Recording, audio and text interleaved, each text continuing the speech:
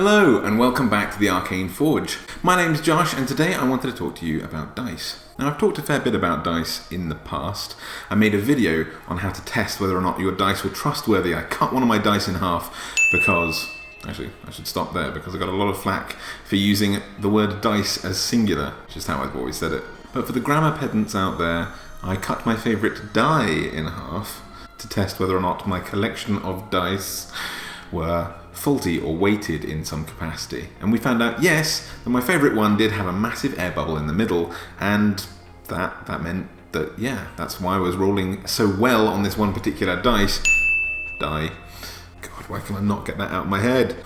But yeah, we tested my collection of dice. And we did that by rolling my collection of dice in a solution of water and sugar, the time-honoured tradition of finding out whether something is even on all sides, and we'll roll pretty evenly and unbiasedly. I'll leave a link to that down in the description and at the end of the video if you want to watch it. But absolutely ages ago, pretty much immediately after that video, a really lovely company called Paladin Dice sent me a set of their own dice, a metal set, and said, would you give us an honest review, unbiased, just whatever you think of them, which is really kind of them. And before I continue with the video, I need to mention the fact that I've not been paid or sponsored by these guys. They just sent these dice, and they didn't ask me to be deceitful or lie to you or anything like that. If the dice turn out to be not so great, then I will let you know. But it was really cool of them, and I have taken ages to do this, so I think it's time to review these dice. But the thing is, they're made of metal, so my traditional sugar water technique won't work at all. So what I thought I'd do is I'd get some of my existing dice, and I would compare them and just sort of see how evenly these things roll, how much they weigh, and a bunch of other stuff. So, let's get started. Set up! So I'll be conducting my highly scientific tests in my kitchen today, and my method will be that I'll roll each individual die 100 times to get a nice chunk of data. But to use this data, I'm going to need something to compare it to. So I found a few other sets of dice. I'm going to be using a fairly standard sort of red plastic set, and also another set of metal dice. These kind of nice peacock metal dice here, and I'll roll each die 100 times through a dice tower into a little dice box, so hopefully they should stay nice and even. They should be under the same conditions every time I roll, and I'll note down the results, and then I can compare how each die individually compares to each other. That way I should find out if they're weighted, or if anything weird turns up. Now that I've allocated a space for each result, I think we're pretty much ready. Test 1. How pretty are they? So obviously, keeping things in the frame of very scientific and important results, I thought it was important to just mention that these dice are really lovely to look at, and they come in a very sort of safe and secure metal box with some nice padding on the inside. They have very crisp and clear edges. They're very easy to read with the kind of ink or dye numbers being jet black against the sort of silvery white. And I do find later on, as I'm sort of rolling these, that specifically the kind of peacock dice are actually kind of hard to read the results of by comparison, so definitely some points in the favour of the Paladin dice there. Yeah, so they come nicely protected, they look very lovely. I'd give them 10 flumps out of 10. Test 2! How much do they weigh? So for this one, I was actually just kind of curious. I don't know if this is really going to be something to compare sets of dice to, but they had a kind of satisfying weight in the hand. I don't know how to quite describe it, but I'm so used to using plastic or resin dice that it came as a bit of a surprise, if I'm honest. So I wanted to see what is satisfying as a dice weight. The Paladin D20 rolled in at 17 grams, the D100 was 6 grams, the D10 hovered around 6 or 7 grams, the D12 was 9 grams, the D8 was 5 grams, the D6 was 8 grams, and the D4 was 3 grams. These peacock dice, my other metal set, were quite different actually. The D20 was 14 grams, the D100 was 7, the D12 was 10, the D10 was 6, the D6 was 7, the D8 there was 4, the D4 was slightly heavier, as 4 grams. Comparatively massively lighter, obviously. The plastic set never strayed into double figures. The D20 was 3 grams, for example, and my little electronic scales actually struggled to pick up how much the D4 weighed, so I had to try it a few different times and reset it. I'm just going to stick it in as 1 gram, because it kept coming up as 0. So let's round up. But yeah, that was just my curiosity.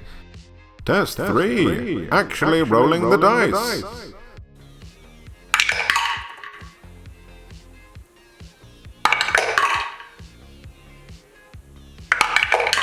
So yeah, after my weighing test, if you can call it a test, I just had to roll each individual die 100 times for each set. So that would give me 300 d20 results and so on. And I'll be honest, this was one of the longest, most arduous and most boring things that I think I've ever done with my life. But it did have a very lovely sound.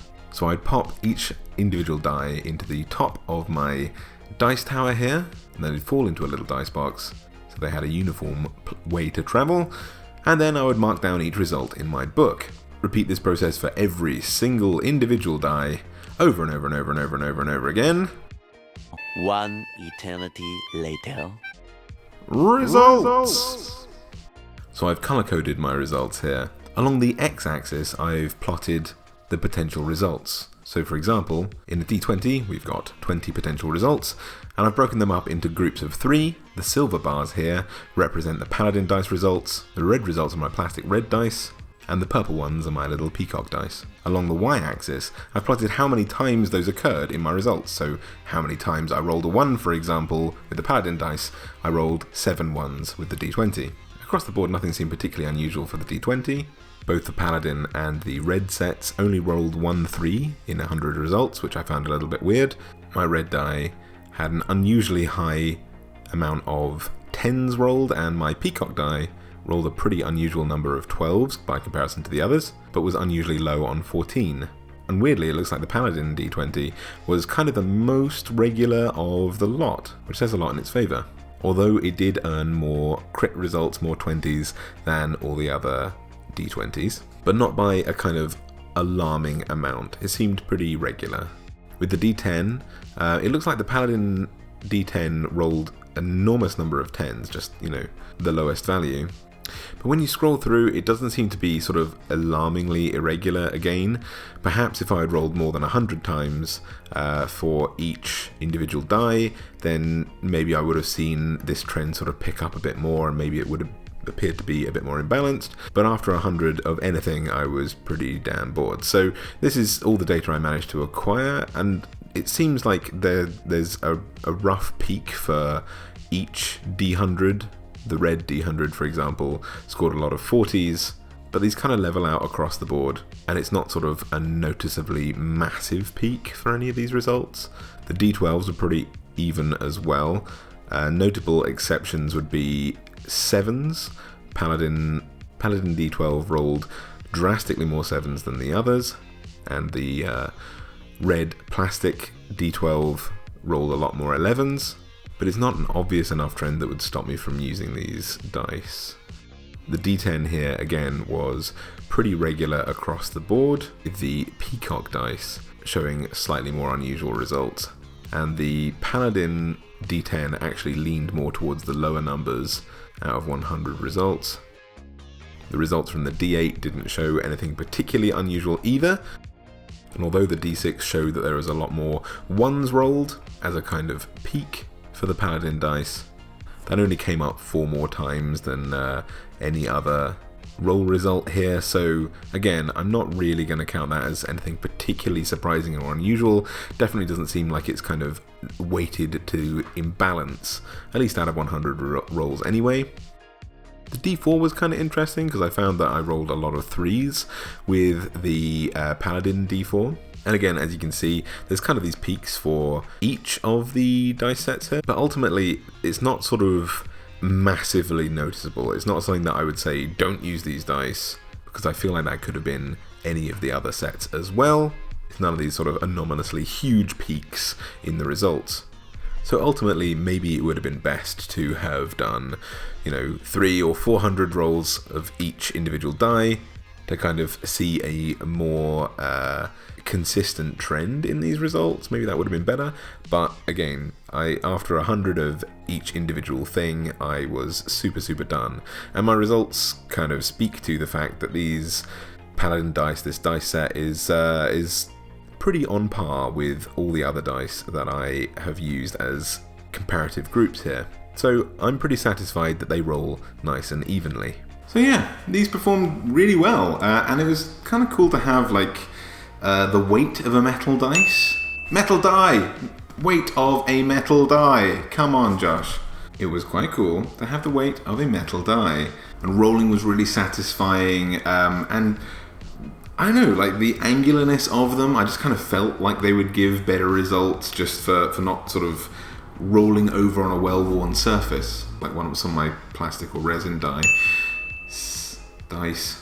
The only thing I would say is that on a wooden surface, I don't know how well they would do in terms of scratches.